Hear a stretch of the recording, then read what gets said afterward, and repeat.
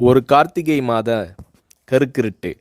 செங்கல்பட்டிலிருந்து படப்பிடிப்பை முடித்துக்கொண்டு எம்ஜிஆர் அவர்கள் நடுநிசி 12 மணி வாக்கில் காரில் வந்து கொண்டிருக்கிறார். கண் விழித்தவாறே தனது காரில் எம்ஜிஆர் அவர்கள் வந்து கொண்டிருந்த பொழுது வழியில் போலீஸ் உடையில் நின்ற ஒருவரை பார்க்கிறார். எம்ஜிஆர் அவர்களின் கார் அவரை கடந்து செல்கின்ற போது எம்ஜிஆர் அவர்களின் நெஞ்சில் பொறி தட்டுகிறது.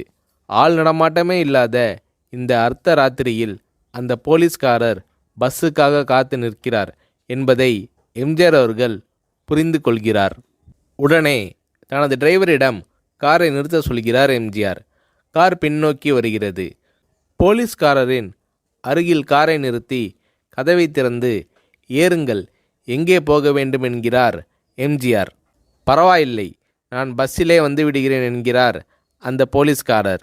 நேரமாகிவிட்டது, இனி இந்த ரூட்டில் பஸ் கிடையாது, ஏறிக்கொள்ளுங்கள் என்று எம்ஜிஆர் அவர்கள் வலுக்கட்டாயம் செய்ய போலீஸ்காரர் வேண்டா வெறுப்பாக ஏறுகிறார்.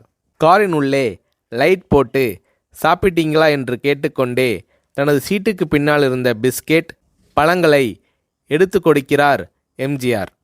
இப்படி ஓசியில் பயணம் செய்வதே எனக்கு உடன்பாடில்லை. இன்னும் நீங்கள் உண்ண சொல்லி வேறு என்னை இழிவுபடுத்தாதீர்கள் என்று போலீஸ்காரர் மறுக்கிறார். எம்ஜிஆர் அவர்கள் பூரிக்கிறார்.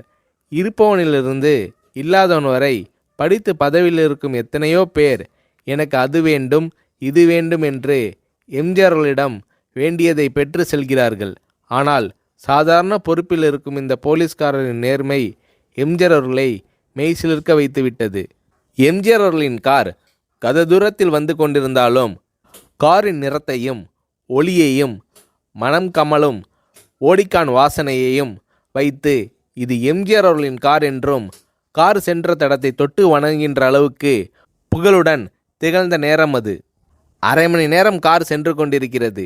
ஆனால் அதுவரை எம்ஜிஆர் அவர்களை பற்றி பெரிதாக போற்றி புகழ்ந்து பேசாமல் அந்த போலீஸ்காரர் வந்ததே புரட்சித் தலைவர் எம்ஜிஆர் அவர்களுக்கு அந்த போலீஸ்காரர் மீது மரியாதையை கூடுதலாக்கியது.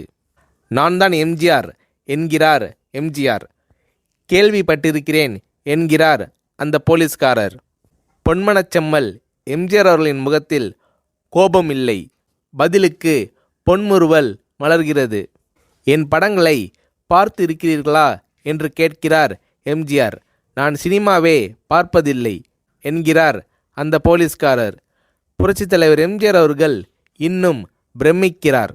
இப்போது கார் சத்தத்தை தவிர ஒரே நிசப்தம். போலீஸ்காரர் தனது வீட்டிற்கு 1/2 கிலோமீட்டர் தூரத்திற்கு முன்பே காரை நிறுத்த சொல்லி இங்கேயே இறங்கிக் கொள்கிறேன் என்கிறார். ஏன், நீங்கள் குறிப்பிட்ட அந்த விலாசம் இன்னும் 1/2 கிலோமீட்டர் தூரம் இருக்கிறதே என்கிறார் எம்ஜிஆர். சாதாரண போலீஸ் உத்தியோகத்தில் இருக்கும் நான் காரில் வந்து இறங்கினால் என் வீட்டிற்கு அருகில் உள்ளவர்கள் என்னை தவறாக நினைத்து கொள்வார்கள். இதுவரை இப்படி நான் யார் காரிலும் ஓசியில் வந்து பழக்கமில்லை. நீங்கள் இவ்வளவு தூரம் செய்த உதவிக்கு நன்றி என்கிறார் அந்த போலீஸ்காரர். புரட்சித் தலைவர் எம்ஜிஆர் அவர்கள் அதற்கு மேல் எதுவும் பேசவில்லை. அவர் எந்த போலீஸ் ஸ்டேஷனில் பணிபுரிகிறார் என்பதை மட்டும் கேட்டு தெரிந்து கொண்டு கிளம்புகிறார். அடுத்த நாள் செங்கல்பட்டு போலீஸ் ஸ்டேஷனுக்கு ஃபோன் செய்து நான் எம்ஜிஆர் பேசுகிறேன் என்கிறார் எம்ஜிஆர். ஃபோனை எடுத்த டிஎஸ்பி உதறலோடும் உற்சாகத்தோடும் தலைவரே வணக்கம் என்கிறார். இரவு சந்தித்த போலீஸ்காரரை பற்றி விசாரிக்கிறார் எம்ஜிஆர். அந்த டிஎஸ்பி சொல்கிறார், நீங்கள் குறிப்பிடும் அவர் இன்று விடுப்பில் இருக்கிறார். அவர் கையூட்டு வாங்காதவர், கடமை தவறாதவர், காவல்துறையின் நேர்மைக்கு இவரே இலக்கணம். வெற்றிலை பாக்கு, பீடி, சிகரெட் போன்ற போதை வஸ்துக்கள், நாடகம், சினிமா போன்ற பொழுதுபோக்கு அம்சங்களையெல்லாம் இவர் அறியாதவர்.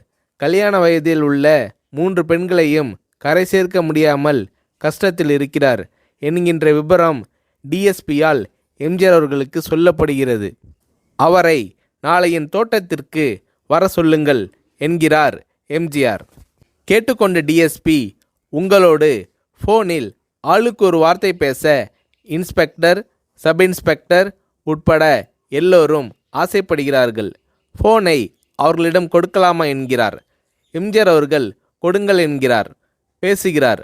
அந்த போலீஸ் ஸ்டேஷனே புண்ணியம் பெற்றதாக மகிழ்ச்சி அடைகிறார்கள் அந்த போலீஸ்காரர்கள். மறுநாள் அந்த போலீஸ்காரர் ராமவரம் தோட்டத்திற்கு அழைத்து வரப்படுகிறார். அவரிடம் பேப்பரில் மடித்த பெரிய பணக்கட்டை கொடுத்து, இதை வைத்து உங்கள் பெண்களின் கல்யாணத்தை நடத்துங்கள் என்கிறார் எம்ஜிஆர். போலீஸ்காரர் மறுக்கிறார். நான் ஏதாவது உங்களிடம் காரியமாற்ற சொல்லி அதற்காக கொடுத்தால் அது தவறு. என்னால் ஆக வேண்டியது உங்களுக்கும், உங்களால் ஆக வேண்டியது எனக்கும் எதுவும் இல்லை. நான் உங்கள் கூட பிறந்த ஒரு சகோதரனாக நினைத்து கொடுக்கிறேன், பெற்றுக்கொள்ளுங்கள் என்று சொன்ன பிறகு கேட்டும் கூட கிள்ளி கொடுக்காத கனவான்கள் வாழும் இந்த உலகில் ரோட்டில் நின்றவனை அழைத்து சென்று அள்ளி கொடுத்த எம்ஜிஆர் அவர்களின் கருணையில் நெகிழ்ந்து போய் பெற்றுக்கொள்கிறார் அந்த போலீஸ்காரர். பிறகு ஒரு தேதியில் புரட்சித் தலைவர் எம்ஜிஆர் அவர்களே சென்று அந்த போலீஸ்காரரின் 3 பெண்களின் திருமணத்தையும் நடத்தி வைத்து வாழ்த்தி இருக்கிறார்.